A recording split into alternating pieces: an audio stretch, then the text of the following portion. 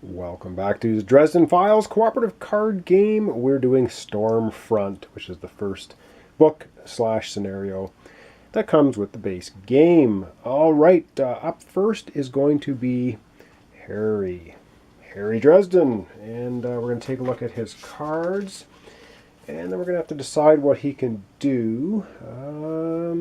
Yeah. All right, well, here's his cards. He has a bunch of attack. Now, we only have 2 fate in the fate point pool, so can't play this one. We can pay the ones. There's no obstacle within 1 range. Yeah, lots of tricky decisions here. Nothing again 1 range. Or he can use his, we can cash a card in for fate points.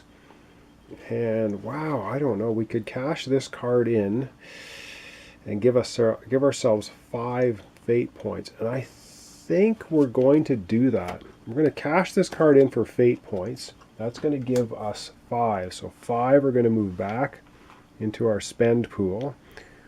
Did I move 6? I did by accident. 2, 4. Yeah. So now we have a total of 7 in there. And we're looking at Harry's talent because it's going to come into effect. When you discard for fate points, you may move 1 obstacle or advantage card forward or backward 1 space in either row. And I think we're going to take this obstacle here and we're going to move it forward 1 space. So that will push this card backwards.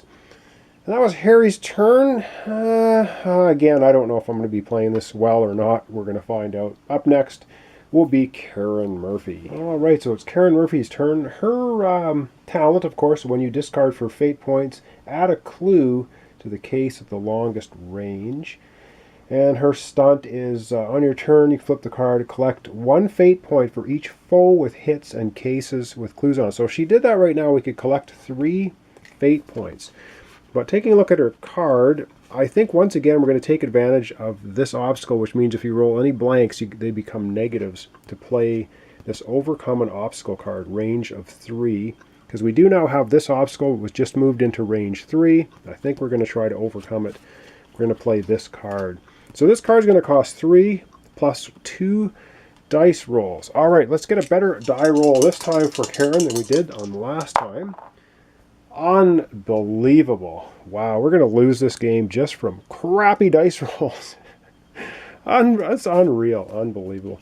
It's going to cost us 5 fate. 2, 4, 5 fate to play that card when it could. The odds were good it was going to cost us less than that for sure. So we got hosed, but we did take advantage of, or we got rid of the obstacle at range 3. So this obstacle comes off the board. So it says all attacks cost plus 1 fate. Well, they no longer do because we've gotten rid of that. Boy, that was, again, horrendous luck. We are going to be, I don't know how we're going to win this now. That was 2 really, really bad rolls for her. 1 from last episode, and of course now this one. That was absolutely god-awful. All right. Up next, our agnostic knight, Sanya. And wow, just 2 tokens left in here. That is terrible. So we're going to see what he's going to try to do. All right, Sanya's turn. Now remember his talent. When you discard for fate points, you get an extra 1. And on his turn, you can flip this card over to add 3 clues to any one case that currently has no clues on it and move it to range 1. Don't think we want to do that yet. Take a look at his cards. So he's got an attack card, a couple of attack cards, an investigate card, which costs, of course, we only have 2 fate left in the pool. So 4, 5, 4, 3, 1, take advantage. There's nothing at range 1. He basically can't play any cards.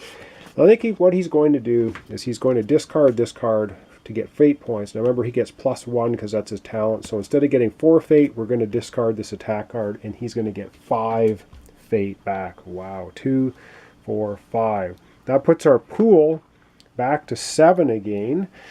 And that's the end of Sanya's turn. So, wow, horrendous luck with Murphy. I still can't get that out of my mind. We're going to do 1 more round for each of our characters. So we're going to do Harry, Murphy, and Sanya once again for this episode, and see if we can make any headway. But wow, we got brutalized last episode as well as this one. So up next Once again, Harry Dresden. All right, it's Harry Dresden's turn again, and wow, I don't know how we're going to win this. I think we're going down in flames. He's got, well, we have 7 fate to spend, and 2 hits to all foes in a row. This is just 2 hits, range 1, roll a die. We have no enemies at range 1. We can't take advantage of anything at range 1. No obstacles at range 1. I think we're going to discard a card for Harry, which is this one. That's going to give us back 1 more fate point, so that goes into our spend pool. And of course he has this talent ongoing, which is this one. When you discard for fate points, you may move 1 obstacle or advantage card closer or backward 1 space in either row. So once again, I think we're going to take forward or backwards in 1 row. I think we're going to take this advantage card and we're going to move it forward 1 space, so it's in section 2 now. At 2 instead of 3. That was Harry's turn. Wow.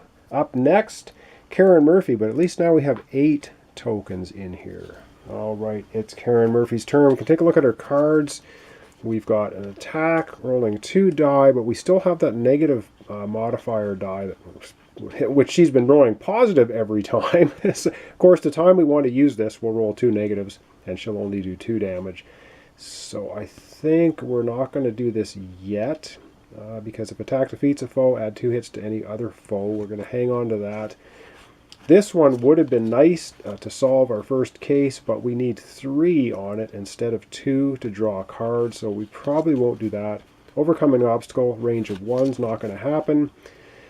This is take advantage, 2 rolling 1 die. And knowing our luck, we try to take advantage of that, and we would roll a negative die. So you know what we're going to do for Karen Murphy? We are going to use her stunt. As your turn, flip this card over to collect 1 fate point for each foe with his and each case with clues on it. So she's going to flip that over so it says it's been used. And she has used her stunt. But that's going to allow us to collect 1, 2, 3 more fate points that go into the pool. So we've got a healthy looking pool now.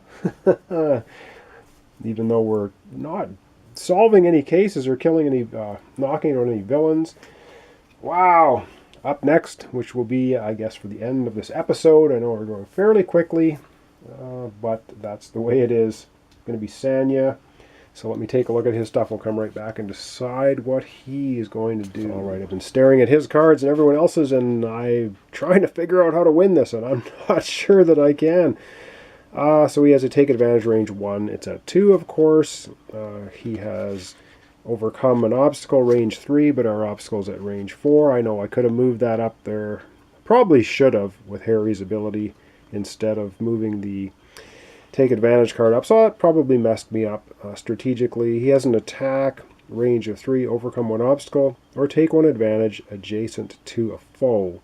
So we could spend 5 fate to put 4 damage on the scorpion, and then we can either overcome an obstacle or he can take this card. And I think we are going to play this card. I think that's what we're going to do. So he's going to spend 5 fate, so 2, 4, 5. We're going to put 4 hits on the giant scorpion. So 1, what do we got here? 2, 3, 1 more. 4 hits on the giant scorpion. And the rest of the card tells us, overcome 1 obstacle or take 1 advantage adjacent to the target foe. Well, that was the target foe, so we can either take advantage or we can get rid of the obstacle. And I think I'm going to use the take advantage card, and that's going to move everything else down 1, which is good. And it says, when taken, active player draws 1 card. All right. So Sanya is going to draw a card off the top of his deck, and he draws another take advantage. But that's good for discarding to get fate, so that's not a big deal. And now he can distribute 2 card draws among other players. So he can give Harry 2 cards, he can give Karen 2 cards, or he can give 1 card each. And I think Harry's down to 3 cards. Murphy's got 4 cards. I think he's going to give Harry 2 cards. So we're going to have Harry draw 2 cards. All right, so Harry's got 3 cards left, the 2 off the top of his deck.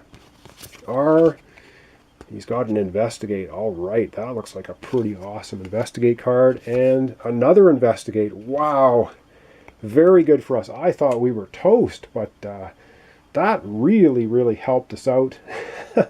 Are we going to win the game, though? Wow, I just do not know. All right, this is the Dresden Files cooperative card game. We're playing the first scenario, Stormfront.